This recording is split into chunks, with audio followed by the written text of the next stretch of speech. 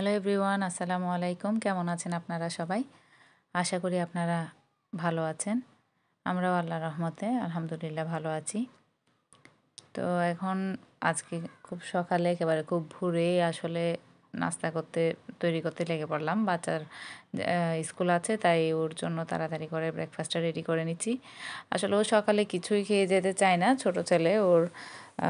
তো এখন ওর পছন্দ মতো ও এই টোস্টই পছন্দ করে, বা রুটি দিয়ে ডিমের যে টোস্টটা করা হয় দুধ দিয়ে। তো এখন ওর জন্য তাড়াতাড়ি করে এটা রেডি করে নিচ্ছি।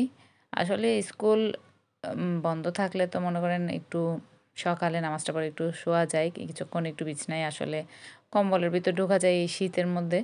এখন তো আসলে কোনো শীতও বেশি পড়ছে, আবার এদিকে শুতেও পারছি না। সাথে সাথে এখন নাস্তাটা তৈরি করে নিচ্ছি, এরপর ওকে গিয়ে ডেকে দিব।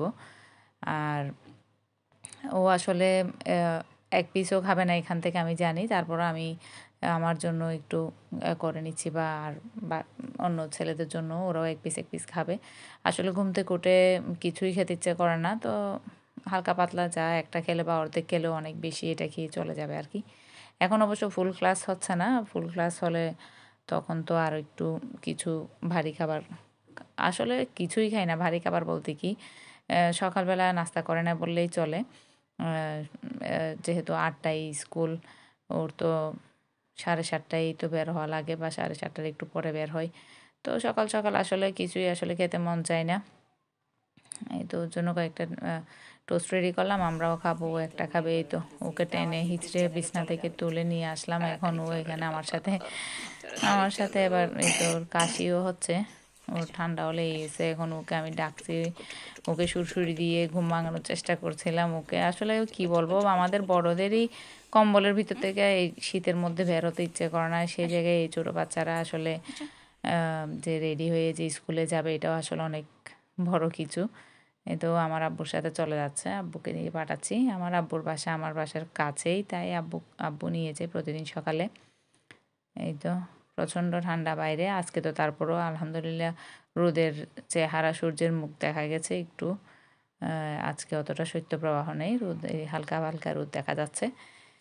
এখন ছেলেকে স্কুলে পাঠিয়ে দিলাম, ও যেমন বললাম অর্ধেকটাই খেলো, আর খাইনি। এখন আমি দুপুরের রান্না বান্না করতে চলে এলাম। এখানে কয়েক পিস মাছ আছে, এখানে এগুলো হচ্ছে পোয়া মাছ। এগুলোকে আমি হালকা ফ্রাই করে তারপর আমি একটু ভুনা করে নিব।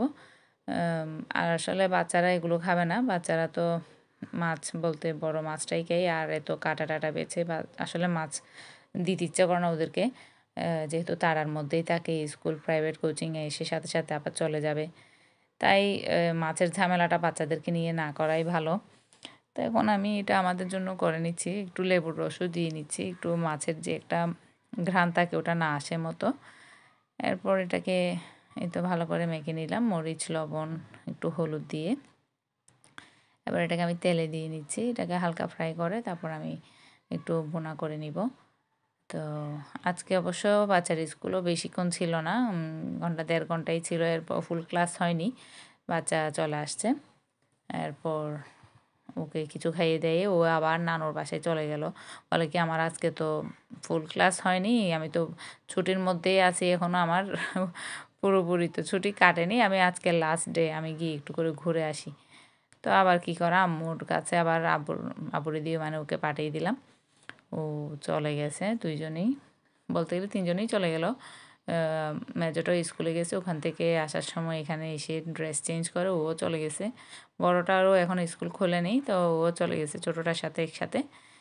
তো যাক, বাসা পুরো খালি। আমি আমার রান্নাবান্না শেষ করে নিচ্ছি। এখন আমি মাছটাকে আবার একটু ভুনা করে নিব। এখানে তেল, পেঁয়াজ, মরিচ আবার সবগুলো দিয়ে, হলুদ দিয়ে এটাকে আমি মশলাটা কষিয়ে নিয়ে তারপর মাছটা দিয়ে দিব। টমেটো দিয়ে আমি ভুনাটা করব। আসলে শীতকালীন টমেটো বা এই সমস্ত কিছু দিয়ে করলে মজা হয়।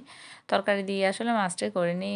ভাবলাম যে মজা হবে না হয়তো, বা মাছের যদি একটু বেশি তরকারি দিয়ে ফেলি, তাই ফ্রাই করে আমি জাস্ট ভুনা করে নিলাম। তো আপনারা যারা আমার চ্যানেলটি সাবস্ক্রাইব করেছেন তাদেরকে অসংখ্য ধন্যবাদ। আর যারা আমার ভিডিওটি এখন দেখছেন, প্লিজ একটা লাইক কমেন্ট করে যাবেন। আর যদি ভালো লেগে থাকে সাবস্ক্রাইবও করে দিবেন।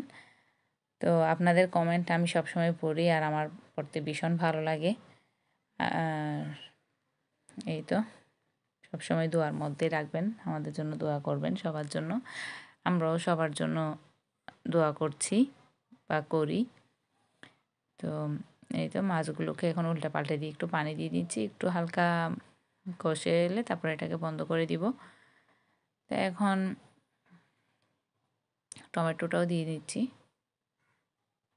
প্রচুর বাতাস বাইরে, প্রচুর বাতাস, আসলে জানালাই খোলা যাচ্ছে না, একেবারে মানে চুলা বন্ধ হয়ে যাচ্ছে এমন অবস্থা, প্রচুর বাতাস আছে বাইরে। এখন আমি পেঁয়াজ পাতাটা দিয়ে দিচ্ছি, পেঁয়াজের কলি, একটু পেঁয়াজ পাতা দিয়ে এটাকে, এই তো সিদ্ধ হয়ে এলো। এখন আসলে খেতে খুব বেশি মজার ছিল এই মাছের তরকারিটা, বেশি হাজব্যান্ডও খুব বেশি পছন্দ করেছে, বলে কি এই মানে তরকারিটা খুব মজা হয়েছে। এখন এই তো ফাইনাল লুক। এখন আমি শাকগুলো পরিষ্কার করে নিচ্ছি। আমার তো শাক ভীষণ পছন্দ, আমি প্রতিদিনই যা বললাম মানে এক একটা সিজনাল শাক আনি। আমি গতকালকে পালং শাক এনেছি, আজকে আবার মূলা শাক। আব্বু ফোন করলো, মানে বাইরে যখন গেছে তখন ফোন করছে, বলে কি মানে মূলা শাক আসছে ফ্রেশ, নিব নাকি? আমি বললাম আচ্ছা ঠিক আছে নেন, ফ্রেশ যখন আসে তাহলে নেন। পানির জন্য, পানি তো ঠান্ডা, ঠান্ডার জন্য পানি তো ইচ্ছা করে না, কিন্তু তারপরও শাক খাওয়ার লোভ সামলাতে পারি না, তো কী করব। এখন এই তো শাককে তো মানে 10-20 বারের উপর ধোয়া লাগে, এতটা বালি, এত যে বালি।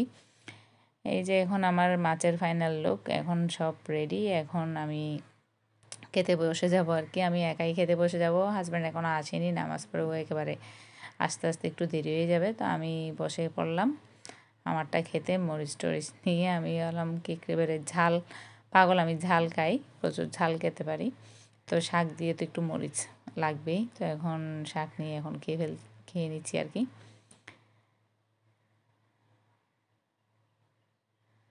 আসলে এক একজনের এক এক পছন্দ, অনেকে আছে শাক খেতে চায় না, বা আমার তো ভর্তা শাক এগুলো ভীষণ পছন্দ, যে কোনো কিছু আমি মানে আমার শাকটা, সিজনাল শাকটা আমার লাগেই সবসময়। সন্ধ্যার দিকে আমি একটু এখানে চানাচুর, বোম্বে চানাচুর নিলাম, একটু কাঁচামরিচ, ওখানে আমি একটা কাঁচামরিচ নিয়ে খাচ্ছি। তো এখন বাচ্চার স্কুল ড্রেসগুলো আয়রন করে দিচ্ছি আমি, এটা হচ্ছে আগের দিনের ক্লিপ। আমি বাচ্চার যেহেতু স্কুল খোলা, মানে খুলে যাচ্ছে, তো এখন ভাবলাম সবার ড্রেসগুলো একটু করে আয়রন করে নিই, তারপরে একটু কাজটা ইজি হবে বাচ্চাদের জন্য, আমার জন্য। সকালে উঠে তাড়াহুড়া করা লাগবে না, আগের দিনেই ওদের জুতো, ড্রেস, ব্যাগ সবগুলো রেডি করে দিয়ে রাখলাম, সব কিছু রেডি করে দিয়ে এই তো